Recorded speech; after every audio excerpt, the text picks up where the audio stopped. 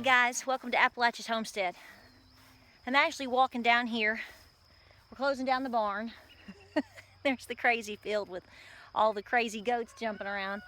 And I'm just looking at everything. I want to talk to you though. Where are they at? Can you see them? I want to talk to you real quick. There they are. I want to talk to you about the whole notion of more does not equal better. This is something that is a huge topic in our house right now because, well, my oldest son just graduated high school. He graduated, he got his diploma, he did great. Yay for homeschooling moms, right? And he also has completed an entire phlebotomy course, and now he has officially started full college this summer. So this is something that I'm talking very much, we're doing a little bit of Dave Ramsey about money and finances and goals. But this absolutely applies to homesteading as well. This is the whole notion of what did Granny do? What did Granny have, and how did Granny make lots of things work or happen? Well, bottom line is this. It's very easy to get caught up in this lifestyle and say, oh, I'm going to do this, and oh, I'm going to do that, and oh, I'm going to add this, and oh, I'm going to learn that. You should absolutely learn everything that you can learn. You should absolutely participate in what you can realistically participate in.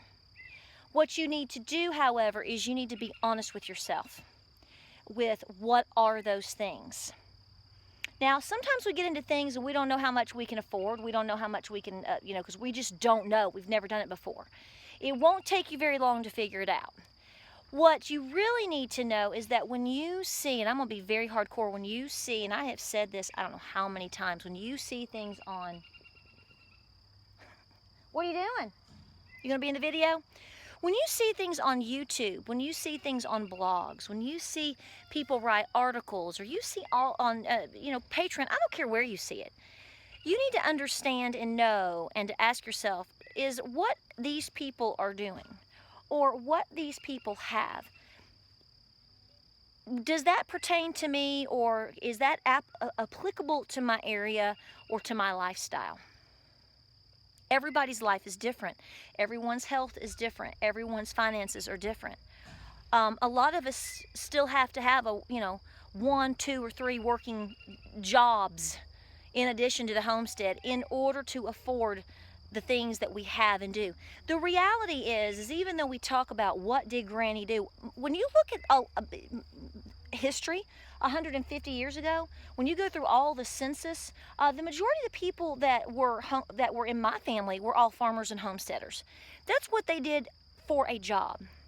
When you got into around the turn of the century, around 1899, I've noticed that there was an exodus from Cherokee County, from a lot of folks that I come from. They came to Tennessee. Now, they didn't go far.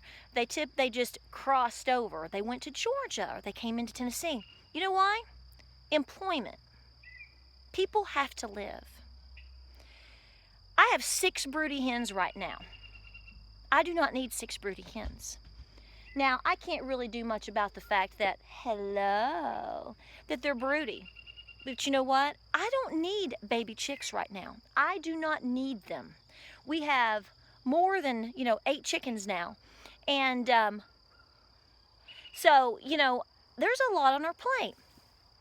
We have all kinds of pretty little goats to take care of. We have honeybees. We have wild, ferocious lions. Hi, darling. How are you, Miss Patsy? Say hi, Miss Patsy. Say hello. The point is there comes a point in your life where you go, okay, am I doing enough? How much more right now can I add? I'm very tempted to add a pig. I'm very tempted all the time to add another cow. I've got Miss Belle, who's half Jersey and Holstein. We're about to artificially inseminate her, so I will be adding something. But do you know how many times I've looked at different things and people have sent me things in buying the most beautiful Jersey to add to her? I almost bred my goats again in late spring. I'm glad I didn't. There comes a point where you have to say, things can get expensive. Or, you know, right now I'm in a season of life where I'm taking care of my spouse. I'm in a season of life where I got to make sure those 3 kids are doing well in school and get graduated and have a really good jump start in their life. You know, why am I planting Brussels sprouts when I hate them just because some crazy YouTuber did it?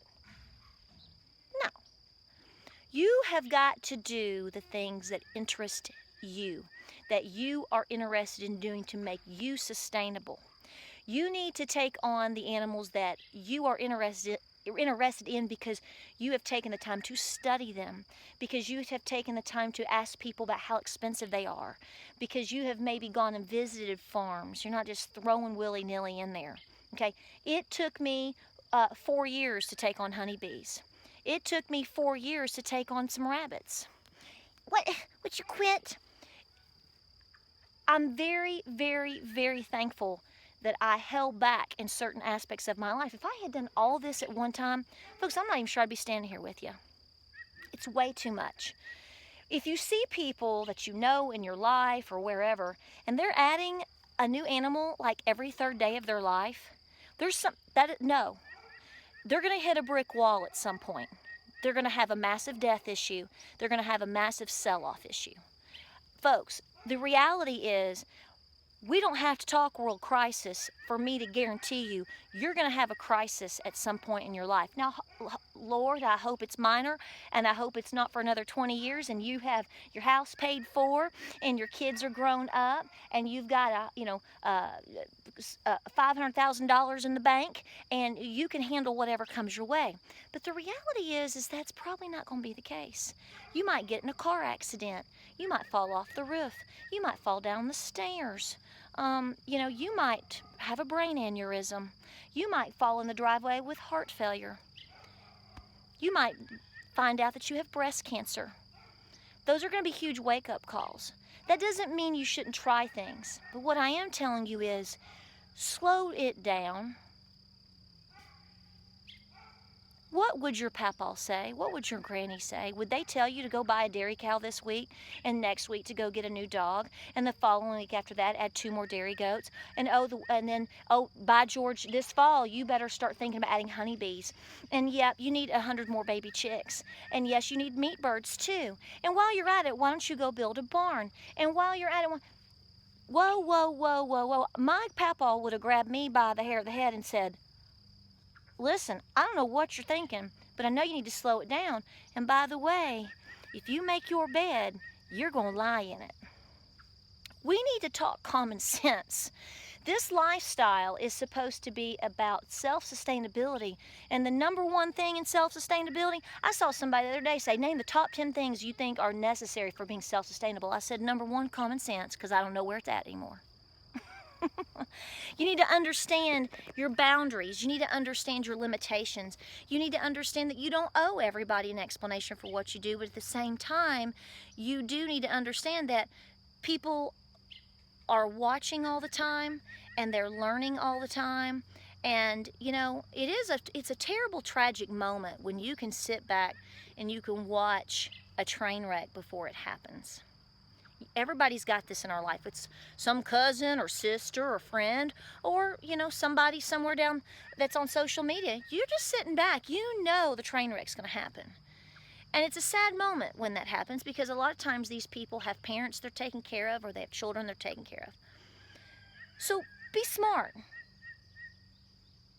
I pulled my eggs from my broody hens today. I don't feel a bit guilty about it. I didn't rebreed my rabbits. I'll have a rabbit video coming up for you guys. I know you guys are wanting an update on my rabbits. I didn't breed them again. I have 1 bun that I got out of all of that. And, things happen. That doesn't mean I have to jump ship and go crazy and do it again. No, we're going to wait. We're going to wait. We have a lot to take care of. We have a lot to manage. And in this conversation, before I end it, because I think it's just good to have a good conversation. What are you doing? What are you doing? What are you doing? I think it's a good reminder every now and then for someone to tell you within reason, you need to live. This is not something that you want to resent, that you dread, that you get up and go, oh my God. You're going to have days like that regardless, because there's a lot of hard work involved. There's, especially right now, tomorrow's going to be 93. I know you guys in Arizona and all that, you're going to tell me it's 145,000. I get it, degrees, but 93 is still really hot. And, you know, I got weeds to pull and some blackberry canes I've got to get in the ground and different things. And you know what? I got to get up really, really early. And I'm not even milking anything anymore right now.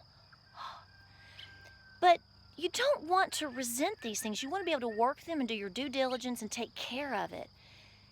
Me having one dairy cow that's very healthy, that's walking the field right now, grazing and doing great, is better than having 3 that I can't manage and that I question, God, are we gonna make enough money next month on egg sales to feed them?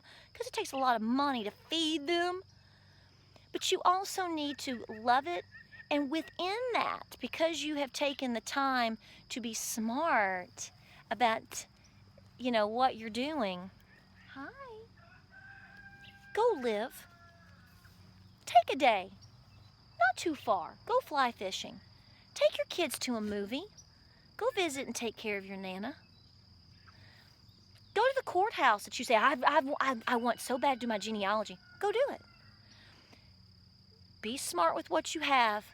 Prep it the way that you need to, and take a little bit of time for you and your family and your health and your sanity. Because without those things, there will be no homestead. Hope you're doing well.